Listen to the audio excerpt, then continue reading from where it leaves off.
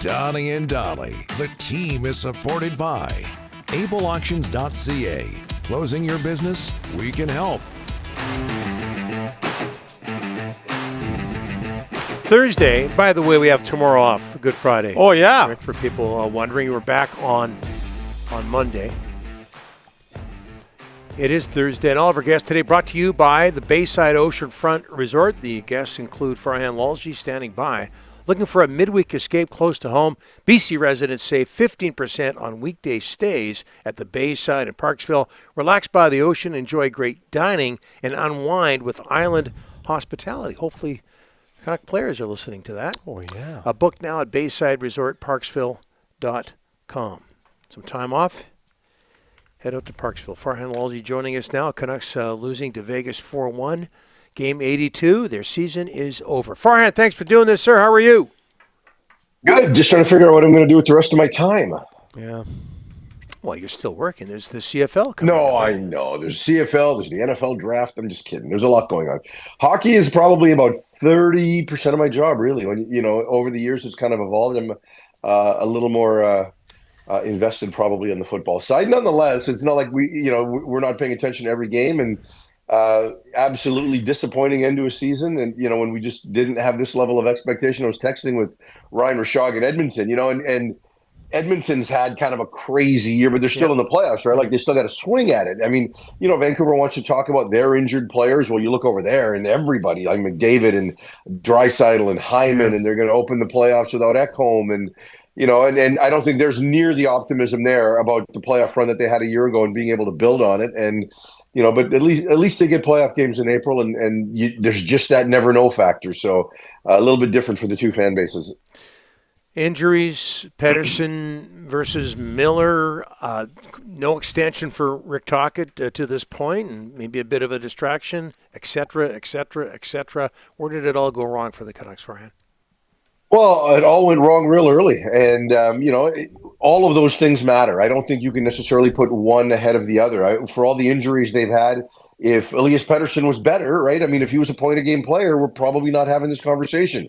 Even with Pettersson struggling, if they weren't as injured and had some health, I think every piece of it took apart, right? I mean, Thatcher Demko was not the same. I mean, you don't look at his performance when he played and say, okay, this was a big problem for the Canucks. But overall, the fact that he didn't play and went through three different injuries, Quinn Hughes going through three different injuries. And when you look at the Pettersson-Miller situation, it took a chunk out of this team. There's just no way around it. The amount of times we would go to a game in November, December, January, and this team was so disinterested on the ice. Like, who are we watching? And that the fact that it kind of changed a little bit in February tells you that emotionally that was an exhausting situation for this team. So I'll be curious to see if they own any of it tomorrow, but all of it had a piece in this. If indeed Brock Besser leaves, Farhan, how will he be remembered in this market? I think he'll be remembered as an incredible representative of the brand, and they don't have enough of those, right? Like it or not, they don't, right? And they lost one 2 years ago with Horvat. Potentially they'll lose one here. You lose guys like Luke Shen and Ian Cole, and Myers is still here, but there aren't a lot of those guys in that dressing room, right? That represent what we as older guys have come to represent from this franchise and this brand. Just an outstanding connection to the fan base, and not just that, right? Like I remember the stuff in Brock Besser's history before he was even drafted or before he became a Canuck. And, there was the girl that had special needs that he took to the prom, and, just other things with other players. I remember some stuff he went through with the U.S. national team, and, he had a friend back home that was dealing with a death, and how he chose to deal with that. Like, this is a good person. And I would love to see him back just from a selfish standpoint. I'm not criticizing the Canucks, because I understand you've got to make some hard decisions, and if you pay too much for character, you get into a 4-year Jay Beagle contract, right? Like there's only a certain amount you can pay for that, but he is a goal scorer, and do you believe he can get it back? Do you believe the contract would age gracefully? I'm not blaming the Canucks if they decide to move on, but it would be disappointing for this organization to lose another incredibly high character guy, and that's what Brock Besser is. And you know what? Before you get to Besser, you got to decide if the coach is back or not. And that's the number one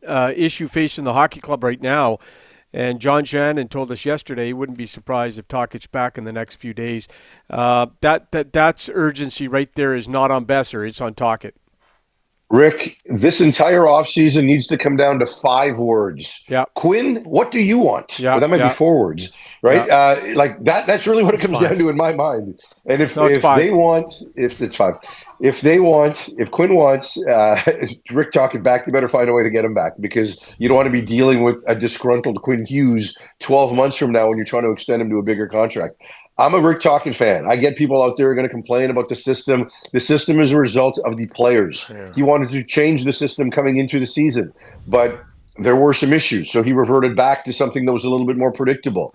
If this team had more dynamic offensive players, I think he's a smart enough guy that he would evolve and adjust and work around that. But when you don't have that, you need to play a little bit more consistent and protect the house sometimes. And that's just smart coaching in my estimation. So, he was the Jack Adams Award winner a year ago. Yeah. Like, that didn't just go away. So for me, bring Rick Tocchet back and don't let the inmates run the asylum here. And it doesn't matter to me what the Canucks do on July 1st or make trades. The number one thing is, if the number one centerman is going to get 45 points again, it's not going to be good. And the fact that they don't trust him enough to train on his own this summer and they want to keep an eye on him, that's not a good thing either. But Elias Pettersson is going to have his best summer and come back to training camp ready to go and be a difference maker, or else it doesn't matter. Yeah, there's no doubt. And before you get there, Rick, you got to ask yourself that, does Rick Tocchet and Elias Pettersson want to continue this relationship, right? Because, I asked Rick about this last night, that how much of your decision in the next couple of days is going to be based on dollar and term, and how much of it is going to be based on what you hear in terms of what the plan is. And I would imagine the first question in that is, are you trading or keeping Elias Pettersson? Now, if you decide to keep him, you're right, Rick. He's got to change what he's doing in the offseason. And, I don't know that it necessarily has to be that he stays here, but he can't keep doing what he did, right? So you've got to change. I mean, the one memory I'll always have of Elias Pettersson outside of the 100-point season and, when he's on top of his game, is the first time he showed up at prospect camp, right? Mm-hmm. Before he was a full-time NHL player. And this guy was so skinny and so underdeveloped. And there have been times when he has chafed at the notion of adding size and strength. And then there was 2 years ago where he came back and he looked noticeably physically stronger, but didn't necessarily this year. And we all know about the fitness and the lack thereof coming into training camp. So he can't do what he's continued to do because it hasn't worked. So is the answer to stay here? Well, this team doesn't have a practice facility. Yep. Maybe mentally he needs to do something else, but go train with Quinn Hughes and his training group. Go train with Gary Roberts, back east and see what some of the best to do it, because he will grind Pettersson big time, and he does need to get grinded, or ground, or whatever the right context is there. He needs something different. He does, and he needs to be pushed, and he needs to show that he's willing to be pushed. You wouldn't believe how many people in our Delaney's, OK Tire in Langley and Aldergrove, Farhan, inbox have said what you just exactly what you said about Pettersson hanging out with Quinn Hughes. Quinn Hughes is a fabulous hockey player. He's improved every single year. What he's doing in the offseason, it obviously works. Nothing wrong with hanging out with your buddy in the States. I'm sure the Canucks would be okay with that. For sure. And you've got an extended offseason, right? So you can have, your 3 weeks in Sweden. You can still have some time. But, you look at Quinn Hughes every offseason, he's so deliberate about his game. And he does a real self-analysis and reflects on, this is where I need to be better. And you wonder if that happens with Pettersson, right? He gets the Norris Trophy and he decides, I'm going to shoot more and I'm going to, create a little bit more offensively and look for my own a little bit and be more aggressive, and it'll open up other sides of my game. And he's so deliberate, and then he builds on what he's already good at, and then he adds another piece to his game. And every year he's come in and we see something different. You see it out of training camp and you see it early in the regular season, and we get to ask him about it because it's so evident. And so I like a player that's that methodical in his offseason approach, and Pettersson could certainly use more of that. Hey, one more, Farhan. I know we're over time, Ryan, but I want to get this in. We're always over time. We haven't. Well, you're just fabulous. You're rambling. We haven't talked about this, and I want to get this in because I really enjoy dealing with this gentleman, and I say gentleman out of total respect. But your memories of Larry Donovan, former Lions head coach, who has left us at the age of 84. My first ever interview in a professional situation was Larry Donovan, and he had taken over for Don Matthews as the head coach, and I was at SFU Radio, volunteer. I was a sports director at SFU Radio, C-Jive, we used to call it back then. And so I went to the Monday morning press conference, and the titans of our industry were there, right? Like, J.P. McConnell was there, and Big Al Davidson, and Steve Armitage, and all of these guys were there. And I went in and I asked him about Ricky Foggy, right? Who was the backup quarterback for the Lions at the time, behind Matt Dunnigan.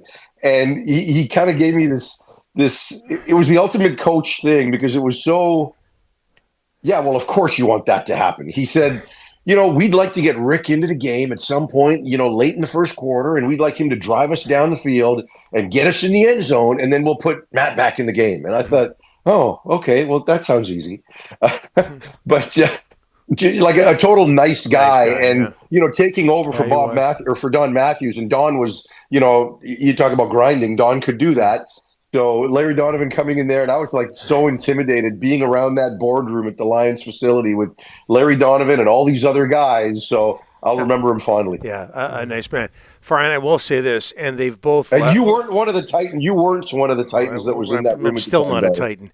But Farhan, I will say this though, because I had to deal with him right off the bat when I first came back to Vancouver. You're lucky your first interview wasn't Don Matthews. God bless him. Yeah. He's left us. So is Larry. But Don was a piece of work to intimidating. I laugh now, but not at the time. Intimidating. Don was very intimidating. Thanks for this, Farhan.